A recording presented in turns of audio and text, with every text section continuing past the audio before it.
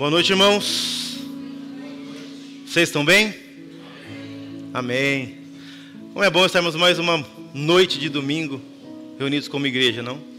Podendo louvar a Deus com canções tão belas assim. E que seja uma verdade para nós. Nós viemos aqui para adorá-lo, não é? Para bendizê-lo, para louvar o nome do nosso Deus. Eu quero só dar um breve recado, irmãos, antes de nós entrarmos na mensagem. Domingo que vem, após a nossa EBD, nós vamos ter uma breve assembleia. Então, no próximo domingo, após a EBD, uma breve assembleia. É apenas para a eleição do grupo, da comissão de indicação para a diretoria. Então, comissão de indicação para a diretoria. Como no final do ano, em novembro, nós temos que ter uma assembleia que renova a diretoria da igreja, né, ou mantém. Nós precisamos de uma comissão que indica pessoas. Então, todo ano nós fazemos isso. Então, a assembleia do próximo domingo vai ser apenas para levantar os nomes das pessoas que serão essa comissão. Será bem rápido. Amém? Então, você que é membro, faça parte, participe, que é muito importante. Irmãos, nós estamos hoje na nossa quinta e última mensagem da série Visão. Quando nós começamos, lembra-se? Era tudo mato ainda, aqui. 5 domingos atrás, nós começamos essa série. E Deus nos abençoou. Falei, bom, se Deus permitir, serão 5. E hoje é a quinta e última. E nós estamos, então, falando sobre a visão, né? É uma espécie de que igreja nós queremos ser. E hoje nós vamos falar sobre esse quinto e último ponto. Nós viemos falando cada um dos pontos ao longo dos domingos. Eu quero ler com você, mais uma vez, nós lemos todos os domingos a visão. E hoje com destaque para o último ponto. Sermos uma família a se pertencer. Primeiro ponto. Uma igreja que ama e serve a Deus e ao próximo. Fiel ao Evangelho e relevante quando e onde Deus a colocou. E que acolhe, discipula e envia. Então esse é nosso último ponto de hoje. Que Deus nos ajude. Quero orar com você mais uma vez rapidamente. Deus, obrigado por essa noite, Pai. Por tudo que já vimos, ó Pai. Pelo que oramos. Já foi pedido, ó Pai, por esta mensagem. Mas, Senhor, eu te peço ainda mais. Fale conosco, como já tem falado com os cânticos. Fale conosco, ó Pai, através da exposição da Tua Palavra. Não permita que eu diga algo que não venha do Senhor, ó Pai. Também não permita que eu omita algo vindo do Senhor. E que assim sendo, ó Pai, que o Senhor toque cada coração aqui essa noite. Em nome de Jesus. Amém. Irmãos, nós estamos acostumados com essa dinâmica de chegar, preparar e enviar.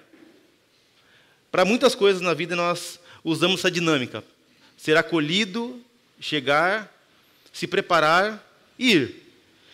Pense, por exemplo, na dinâmica de emprego. Quem começa num emprego novo, normalmente é acolhido, recebido por um setor de RH, recursos humanos ou recrutamento humano. A partir do momento que você é recebido, você passa por um treinamento para você aprender a trabalhar onde você vai trabalhar. E depois você é enviado ao trabalho de forma geral. Não é? Quem passa num concurso também, passa num concurso público, vai fazer um treinamento. Não é? Por exemplo, em áreas como militares, você fica um tempo lá reservado, estudando, aprendendo sobre a função. Depois você é enviado para fazer seu trabalho. Então, nós estamos acostumados a essa dinâmica. Chega, se prepara e vai. Quem é, por exemplo, atleta, né? Nós temos atletas aqui, atleta da seleção.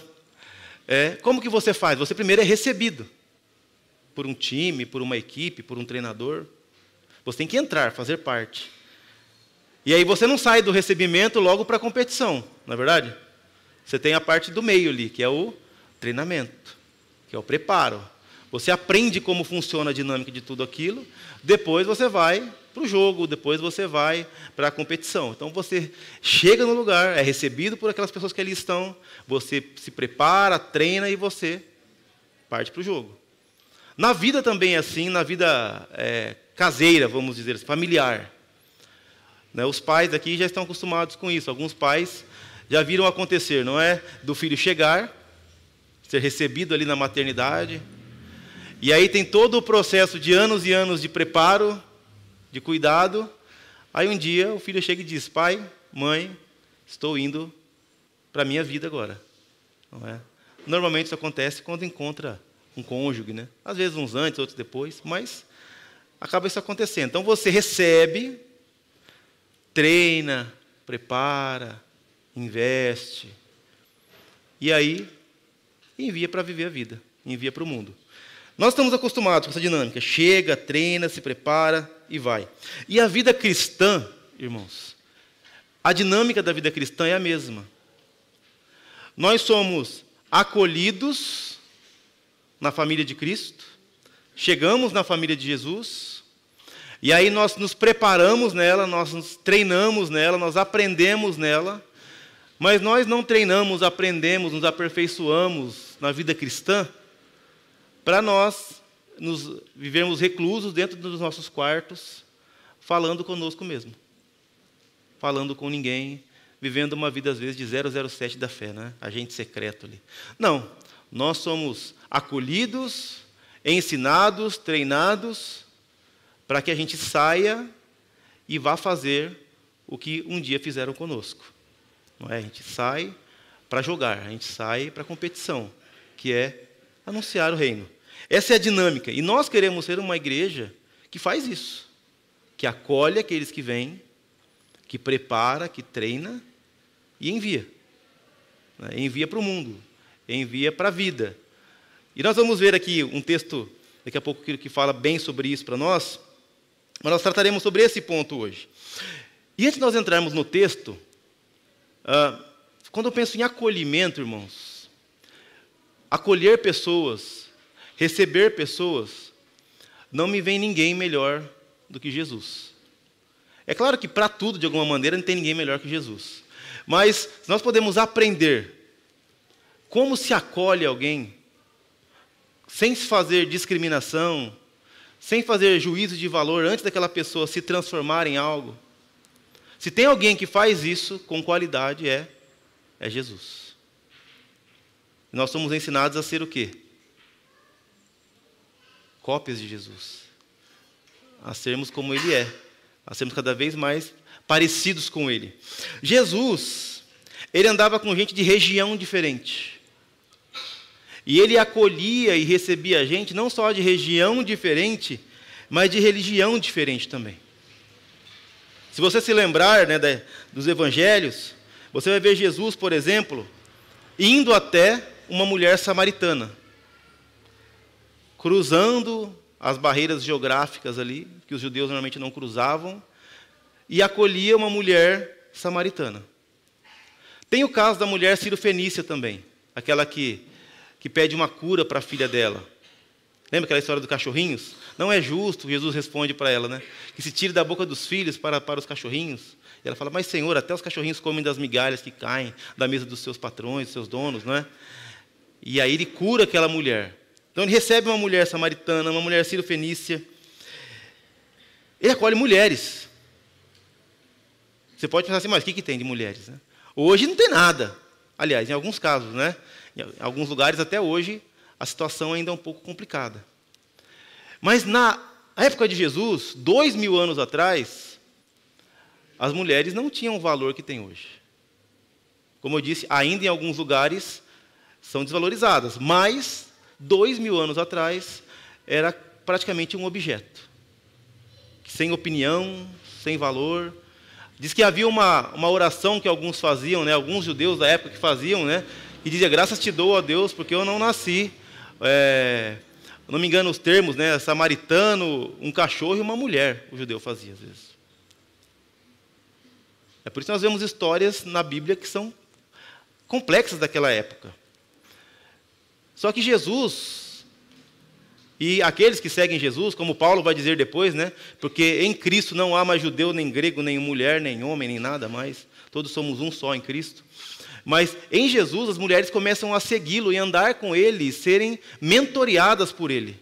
Isso era um absurdo. Quando você lembra da história de Marta e Maria, e aí está lá Marta correndo, as irmãs estavam lendo o livro, né, de mulher de Marta. Acabou? Acabou. Marta e Maria, e está aquela relação das irmãs ali, e aí a Marta fica brava, né, porque ela está trabalhando, fazendo um monte de coisa, e Maria está aos pés de Jesus. Só que não é só por questões de trabalho que Marta estava brava. e que ela tem aquela fala, porque ela estava trabalhando e a irmã não. Mas um grande ponto na história de Marta e Maria é que as mulheres não poderiam se assentar aos pés dos mestres para aprender com eles. Isso era exclusivo dos homens. As mulheres não poderiam aprender. Se elas quisessem saber alguma coisa, elas deviam perguntar para seus maridos nas suas casas, mas não seguirem mestre algum e aprenderem. Elas não podiam aprender nas ruas, nos lugares de ensino. E é por isso que, por exemplo, quando Marta vê Jesus, fala com Maria, fala: o senhor não vai falar nada para ela, não? A resposta de Jesus é: eu não. Ela escolheu a parte boa, essa é a parte boa. Você está ocupada com muitas coisas, mas essa parte que é melhor ainda. Então isso é escândalo para eles, porque permitir que a mulher aprenda aos pés de um mestre, isso aí não era comum. Mas Jesus não acolhe só pessoas como Marta, e Maria, que eram crentes.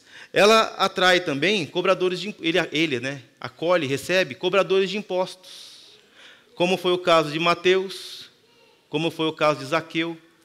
E quando Jesus era visto com cobradores de impostos, como é que a reputação dele andava? Mal, né?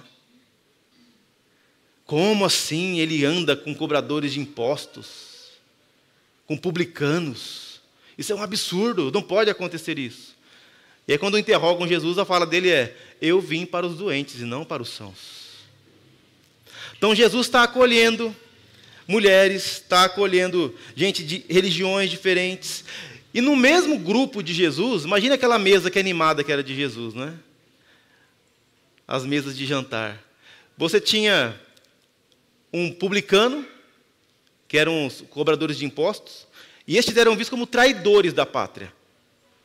Porque eles trabalhavam para Roma, colhendo impostos, e normalmente eles roubavam. Não é bem roubavam a palavra. Era assim: nós queremos, por exemplo, 5% da arrecadação. O que passar disso é de vocês, fiquem à vontade. Então, você já sabe, né? Eles podiam cobrar com respaldo da lei romana, então eles cobravam 10%, 12%, não sei. E o resto ficava para eles. Então, os judeus ficavam irritadíssimos com os publicanos. E aí você tem um judeu que já era irritado com o publicano, mas você tem um grupo de judeus que era um grupo extremista, que eram os zelotes.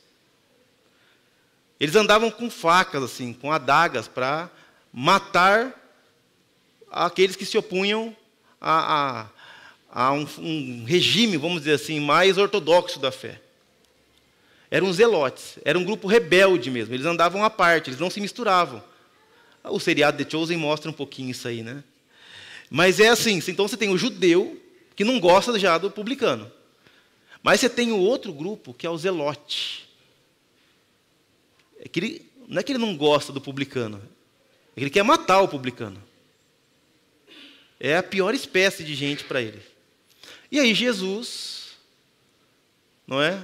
Para tratar o coração desse povo, coloca publicano e zelote, Simão, um zelote, na mesa. Outros, tem mulheres e algumas de reputação duvidosa ali. Esse é Jesus acolhendo as pessoas. Ele acolhe pecadores como prostitutas, que se achegam a ele, tocam nele, ele cura elas. Ele recebe e toca em leprosos, que ninguém tocava em leproso. Não se aproximava de leproso. Havia uma lei que dizia que eles deviam ficar afastados do resto da população. Mas quando eles estivessem próximos de pessoas, a metros de distância, eles deviam gritar algo como impuro, imundo ou leproso. Eles tinham que gritar de longe isso aí, porque ninguém podia chegar perto deles. E Jesus não somente chega perto, mas como toca neles. Mas como alguém já disse, né? Quando o imundo toca Jesus, ele não deixa Jesus imundo, ele fica puro. Era o que acontecia. Ao tocar em Cristo, essas pessoas eram purificadas. Ele acolhia zelotes, ele acolhia cobradores de impostos, mulheres, pecadores, leprosos, pescadores, judeus, não judeus, samaritanos. E até depois Filipe vai receber o etíope, um africano. Percebe? Como que acolhimento, receber pessoas, acolher pessoas, sem preconceitos, sem juízos de valor prévios. Como isso é ser cristão? Se tivesse passando brasileiro ali, na época não tinha, né? Brasileiro. Mas se tivesse brasileiro, Jesus ia acolher também brasileiro. Quem estivesse passando por ali e quisesse estar com Jesus, ou ele quisesse que essa pessoa estivesse com ele, ele chamaria, traria para perto, tocaria, curaria, caminharia com essa pessoa. E nós somos chamados, irmãos, a cada vez mais a nos parecermos com Jesus. Se você está aqui nessa noite hoje, é porque em algum momento você foi acolhido por Cristo, pela família dele, por alguém te trouxe. E nós somos chamados a acolher. A Bíblia nos chama a irmos anunciando o Evangelho e fazendo com que as pessoas que estão fora venham para dentro fazer parte da nossa família espiritual. O primeiro dos textos que nós tratamos é uma família se pertencer, lembra? Membros da família de Jesus, da família de Cristo. E, como Jesus dizia, eu tenho muitas ovelhas que são de outros pastos, de outros rebanhos. Vamos lidar com o texto. O famoso texto. Os missionários gostam muito. Mateus 28, do 18.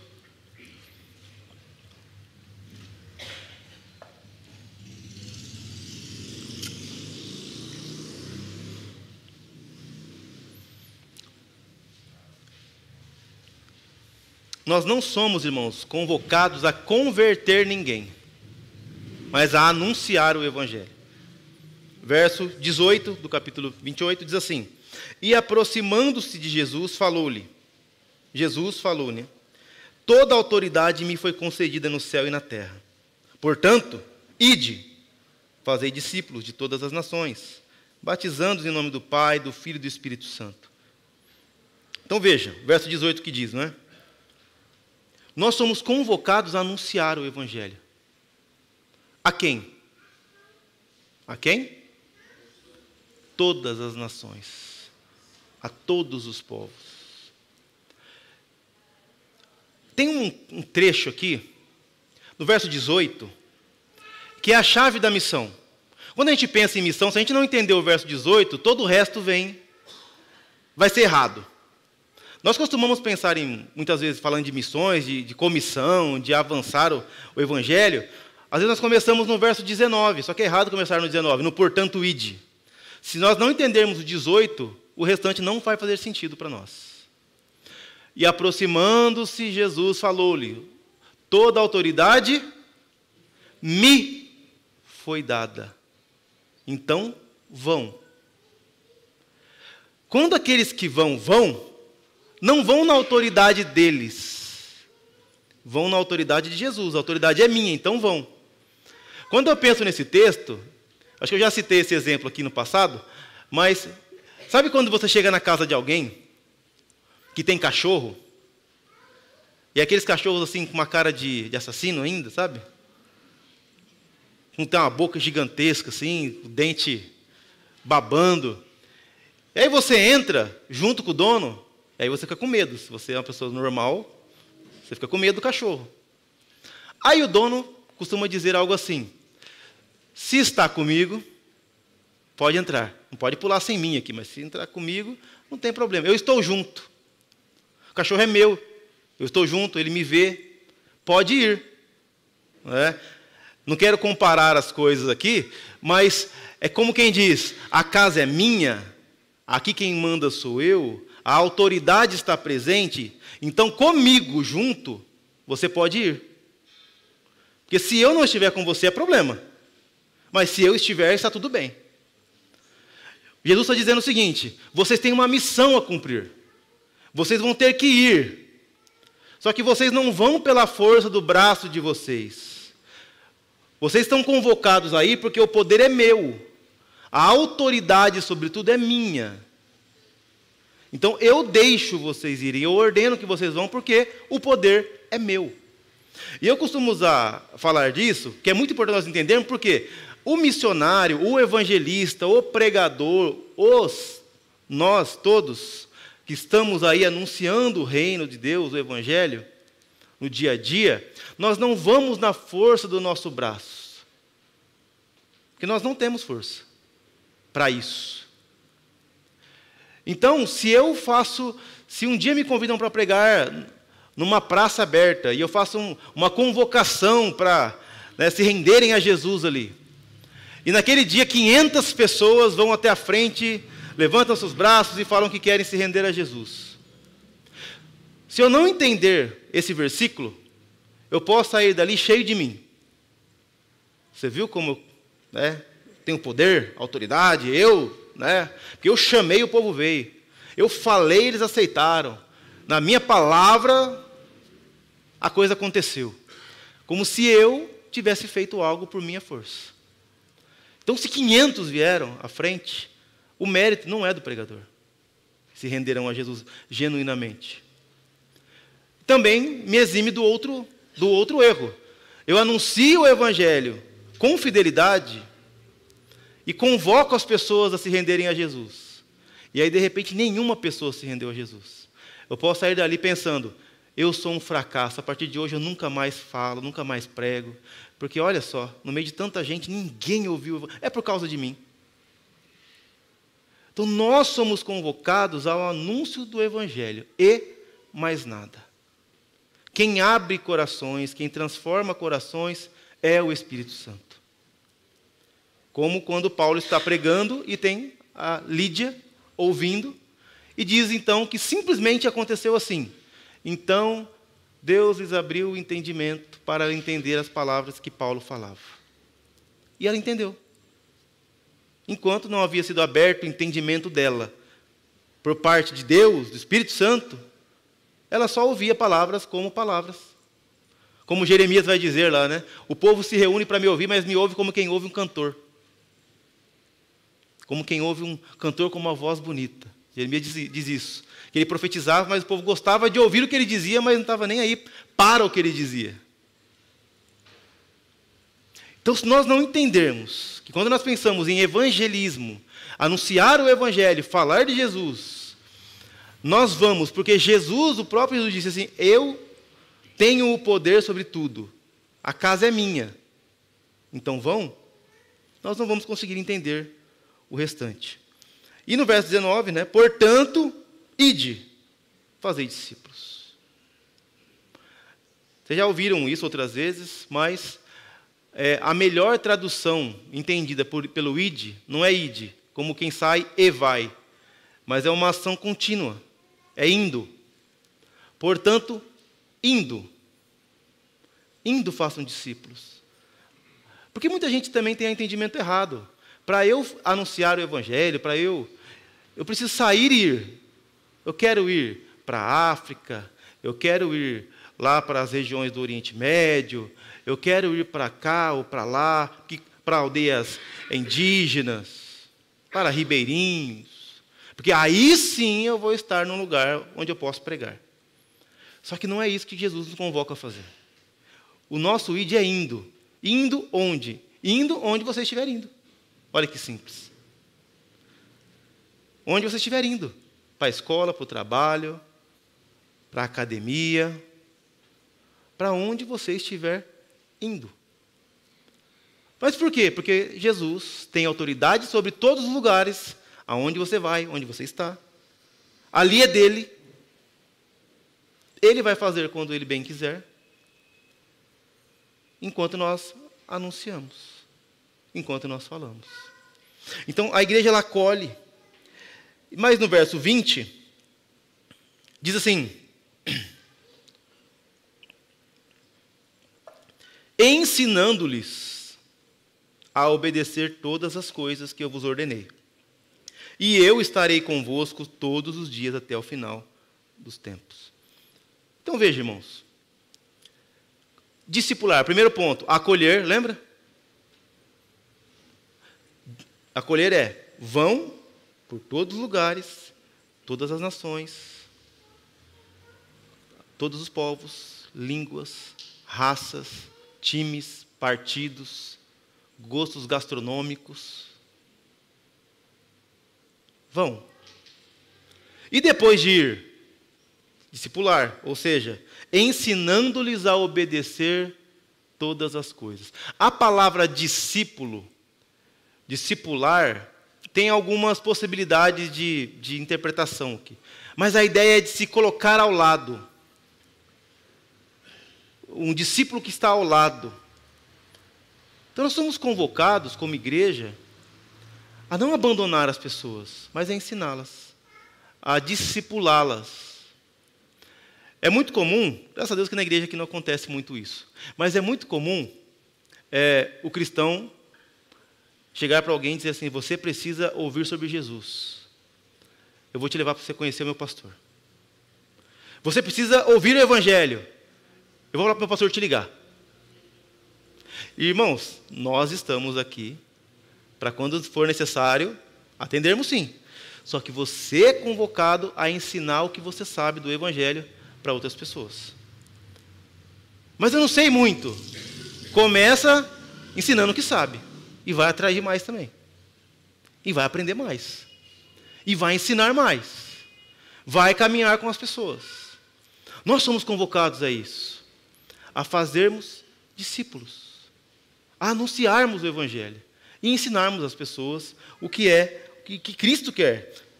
E quando elas vão, é assim como... e quando elas vão repetir esse ciclo. Entende? No verso 19, é como se o ciclo se repetisse. Portanto, ide, fazei discípulos de todas as nações. Veja, irmãos, esse texto nós usamos muito quando pensamos na comissão. E ele é de comissão. Só que nós pensamos que comissão, como eu disse já, é ir para outros lugares. Mas a comissão ela nos acompanha. Nós podemos lembrar dois grandes Gs. É a grande comissão. Aliás, dois grandes, né, da vida cristã. A grande comissão e o grande mandamento.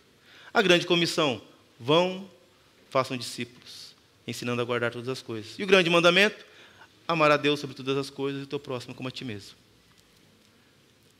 Isso, por exemplo, é para ser estampado nos nossos olhos, diariamente. Esse ciclo, ele vai se repetindo. Quando foi que Jesus falou isso? Para quem Jesus disse isso? Essas palavras aqui no final de Mateus. Para os seus discípulos.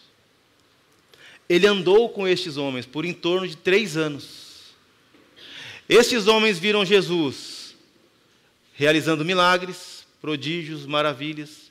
Mas estes homens viram Jesus orando. Estes homens viram Jesus sendo preso. A esta altura do campeonato aqui do final de Mateus, Jesus já está ressurreto. Eles viram Jesus sendo preso, eles viram Jesus sendo condenado, viram Jesus sendo morto, viram Jesus sendo colocado num sepulcro. Mas eles não viram somente isso, né? O que mais eles viram? Eles viram Jesus ressurreto. É como quem diz assim: vocês viram o que eu fiz? Eu ensinei, eu preguei, eu curei, mas eu fui perseguido. Vocês viram que eu fui perseguido? Vocês viram que eu fui injustamente condenado? Vimos. Vocês viram que eu fui morto pelo que eu anunciava? Vimos. Mas vocês viram o que aconteceu comigo depois? Vimos. É isso. Agora vão. Vocês vão anunciar, vão pregar, vocês podem ser presos, vocês podem ser injustamente condenados, e vocês podem até ser mortos. Mas vocês viram que a morte não é a última etapa para aqueles que são meus discípulos. É neste momento, depois de ver tudo, que Jesus fala para eles: agora vão. Agora vão e preguem. Assim como um filho que, após amadurecer, né, toma seu rumo em direção à sua missão. Foi assim com Jesus. Lá em João 20, 21 é dito: assim como o Pai me enviou, eu vos envio. Da mesma maneira que o Pai me enviou, eu os envio. Então veja, irmãos, como nós devemos ser como igreja, como nós devemos ser como cristãos. Nós não devemos pertencer a um lugar. Aliás, nós não devemos frequentar um lugar. Nós não devemos passar por um lugar. Nós devemos pertencer à família de Cristo. Um resumo da nossa série. Por isso nós nos chamamos de irmãos. É o que Paulo fala a Timóteo. Considerem os mais velhos como seus pais. Os mais novos como seus filhos. Os seus próximos ali como irmãos. Membros de uma mesma família. Então nós somos convocados a não frequentarmos um lugar, mas a pertencermos a uma família. O cristão é aquele que ama e serve a Deus e ao próximo. E aonde ele faz isso? Ele faz isso em sua igreja local, ele faz isso no pequeno grupo. Ele faz isso quando ele enxerga no outro a face de Jesus. Ele é chamado a ser fiel ao Evangelho. Nós não inventamos a mensagem que nós temos que anunciar. Nós não criamos a mensagem. Nós não adocicamos a mensagem. Adoçamos a mensagem. Nem pioramos a mensagem. Porque eu estou para te dizer que nós vemos as pessoas colocando mais sal do que açúcar na mensagem ultimamente. Tem os dois lados, né? Tem quem queira adoçar a mensagem do Evangelho. Mas tem muitos que querem salgar ela. Tornar muito mais difícil de engolir do que o próprio Jesus nos ensinou. Jesus, irmãos, ele olhava para os fariseus e dizia: vocês são chatos. Ele dizia coisas piores, né? Quando tem flauta tocando, vocês não dançam. Mas quando tem luto e choro, vocês também não choram. Vocês são muito difíceis de serem agradados. Jesus falava para os fariseus. Vocês querem muita coisa. A mensagem do Evangelho, ela é relativamente simples. Nós vimos aqui na penúltima mensagem. Nós somos chamados a servirmos a Deus quando e onde Ele nos colocou. Nós não somos chamados a servir nos anos 80, 90 ou 2050. Mas é aqui, é agora, é onde Deus nos colocou. E a igreja que queremos ser, o cristão que devemos ser, é aquele que acolhe, é aquele que discipula, é aquele que envia. É assim que nós somos chamados a viver como cristãos. Nós não somos chamados a ficarmos reclusos no nosso canto, nos guardando para nós mesmos, entrando nos bunkers da fé, né? Sabe aqueles abrigos que o pessoal faz embaixo da terra normalmente? Tem cristão às vezes que fala assim: eu vou me salvar, me livrar do mundo, e quer entrar num bunker assim e viver lá dentro. Só que benção, se eu tiver crente ali. Um dia isso vai acontecer. Mas até lá, irmãos, que Deus nos proporcione estarmos com aqueles que precisam ouvir o Evangelho. E que nós sejamos a boca dele para falar para essas pessoas. Que até lá, nós sejamos em lugares de pessoas que não conhecem Jesus. Eu costumo dizer assim, falo com a minha esposa, assim, eu gosto muito de estar num lugar onde só eu seja crente ali, de preferência. O único cristão, se eu puder, é nesse lugar que eu quero estar. Porque eu quero falar para o máximo de pessoas que eu puder. Anunciar Cristo para as pessoas. Porque se nós estamos aqui hoje, 2000 anos depois desses fatos que nós lemos acontecerem, é porque isso está acontecendo há 2000 anos. As pessoas estão se achegando, estão sendo preparadas e estão indo e pregando. Indo e pregando para outros, que pregou para outros, que pregaram para outros, e outros, e outros, e outros. E assim, nós aqui estamos. Tem uma história, eu vou encerrar com essa história, de um John Eagleton, se eu não estou enganado, é o nome dele. Na Inglaterra, século XIX, ele era o diácono de uma pequena igreja, uma igrejinha bem pequenininha, uma igreja metodista, na Inglaterra. E, um dia de nevasca, um jovem de 15 anos decide que quer conhecer a igreja. Eu quero ir para uma igreja, quero ouvir algo, não sei ainda, não era um jovem crente, não era cristão, Mas naquele dia ele fica inquieto, ele decide ir procurar uma igreja, para ouvir alguma coisa. Era uma esperança que ele tinha na vida. Esse jovem então sai, numa nevasca. Ele pretendia ir para uma igreja batista, se eu não estou enganado, mas ele não consegue chegar lá por causa da neve. E ele ele vê uma capelinha pequenininha, cheia de gelo, mas que estava aparentemente tendo culto. Esse rapaz, de 15 anos, entra lá. E naquele dia nem o pastor conseguiu ir para a igreja por causa da nevasca. E aí, aquele diácono, vendo que o pastor não havia chego, e via que tinha umas 3, 4 pessoas ali sentadas, dentre eles esse jovem, ele fala: eu tenho que pregar alguma coisa aqui. Subiu ao púlpito e começou simplesmente a dizer: olhem para Jesus. Nós não precisamos de muitas coisas, apenas olhar para Jesus. Contemple Jesus na sua cruz. Olhe para Jesus sendo batizado. Olhe para Jesus escolhendo seus discípulos. Olhe para Jesus nessa noite sendo preso, condenado e sendo morto. Olhem para Jesus na cruz. Mas olhem, Ele ressuscitou. Olhem para Jesus. E Ele aponta para o jovem, fala: você, meu jovem, olhe para Jesus essa noite. Jesus quer que você olhe para Ele. E ele olhou para Jesus. Né? Esse jovem cresceu, né? Nós o conhecemos por Charles Spurgeon, né?